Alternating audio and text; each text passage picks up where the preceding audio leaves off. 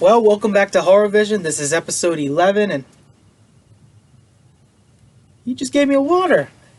Hey, well, thank you. This isn't water. This is seawater. You could go die in a pit of fire for all I care, you jackal fuck. God. And that's on my favorite cup. Well, if we're talking seawater here, if we're talking seawater, let's talk about this movie. So just to bring you guys up to speed, after World War II, monster movies like Dracula and Frankenstein were no longer scary anymore. Obviously, people were scared of real life like we are today. So comes in something by the name of the B-movie age, where things were like more outer space, things that you could not have seen before, things that were born with nuclear radiation and otherworldly beings. There was a lot of them here, but I don't want to go to all of them here, which is why I'm going to be picking one of them from Universal, which is probably the last known Universal monster ever, and in my opinion, the most underrated. The Creature from the Black Lagoon, which has been released on February 12, 1954. A group of scientists find a fossilized hand of a creature that nobody knows about, so they go into the lagoon. But little till they know, they don't even know what was in that lagoon.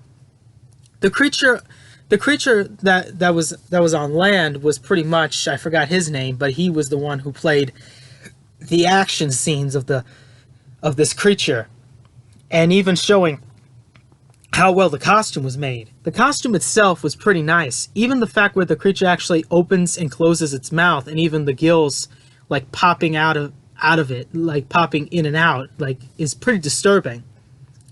To say the least here, the underwater person who wore the creature suit was named Rick O'Brown, who had to hold his breath for 5 minutes at a time while wearing this thing.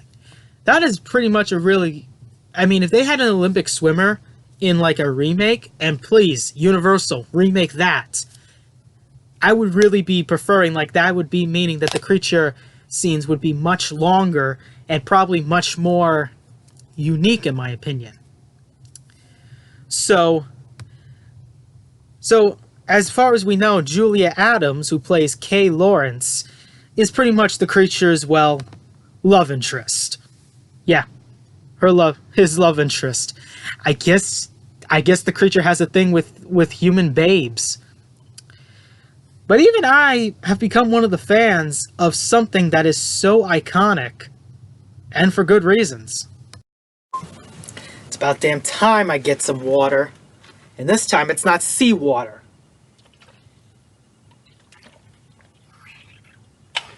Don't worry, I cleaned the cup. So the creature itself has become one of the most iconic horror monsters of all time, and it's clearly, well, Universal's best.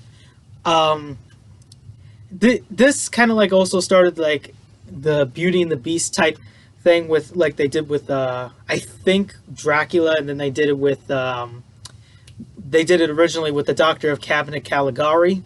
So there is no difference between this thing, but most notably it was in King Kong, so I guess it was something.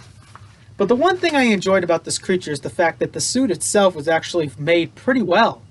And even putting two different actors wearing this suit is an achievement. Like I was saying here, this suit has a open and closed mouth position, but also the gills like move, which makes it even more disturbing.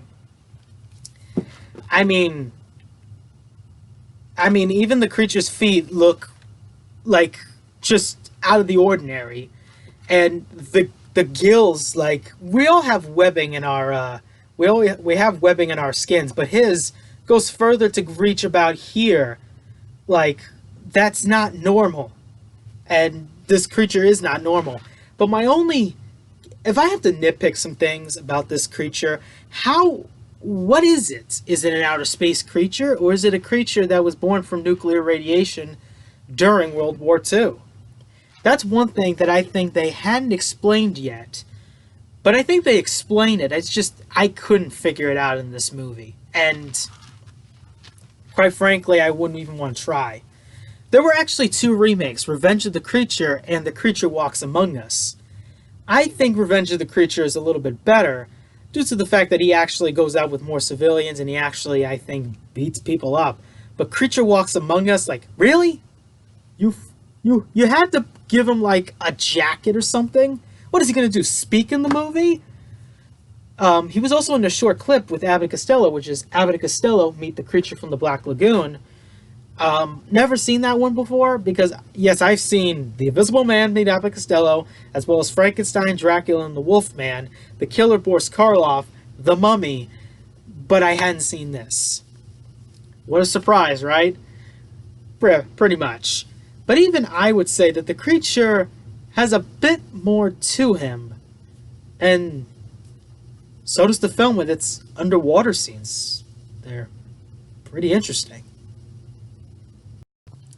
The actual creature's type of screech, like kind of like screams or growls, are pretty much one of the best parts of the movie.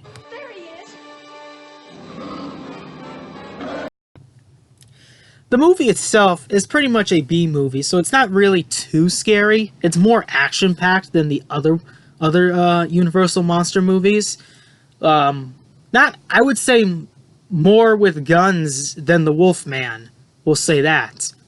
But it's more action-packed than I would say. But the creature itself is more disturbing than the one in Monster Squad.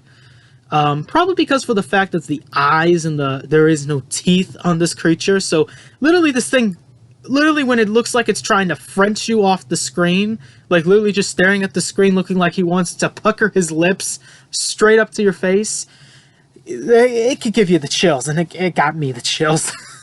It gave me the chills so badly. But yeah, I mean, this is pretty much a classic, in my opinion. And obviously, for many people's eyes, a lot of people love this movie. But let's talk about the reasons why I want this remade. Or remake. Like, I want a remake.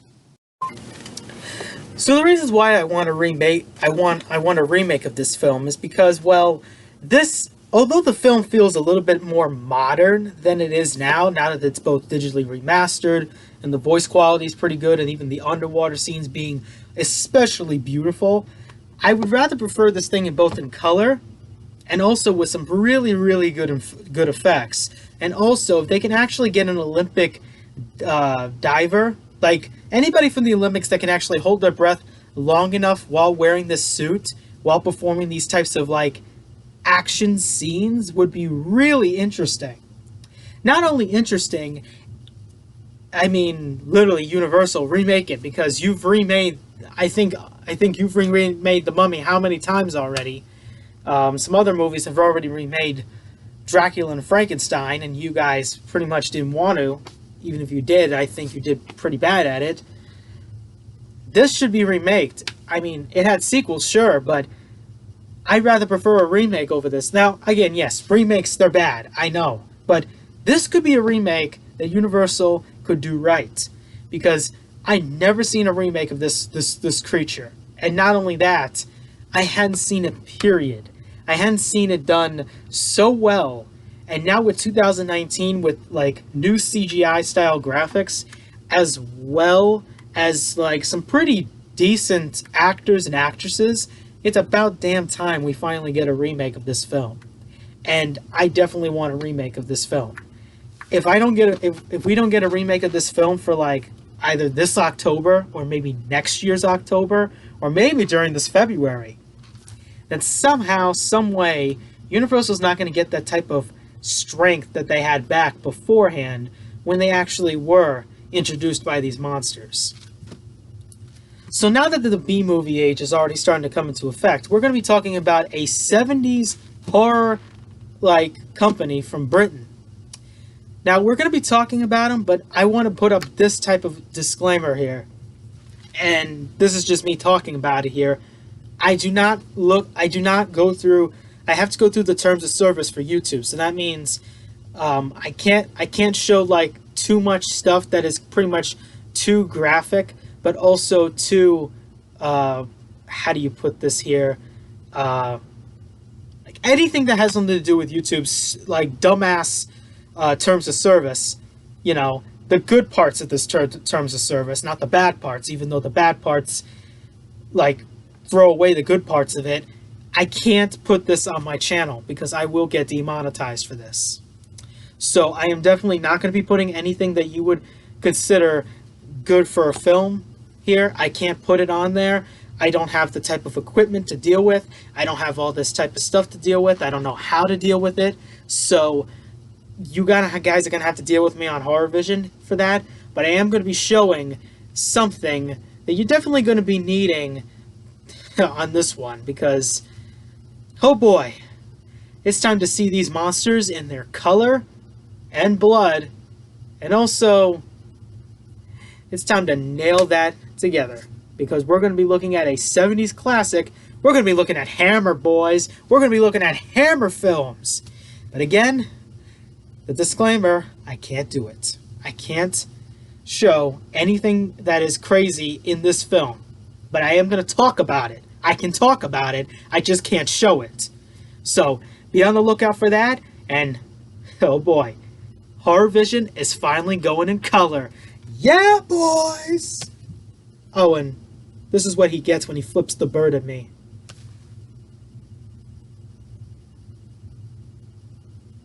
You better not do that again. Laters!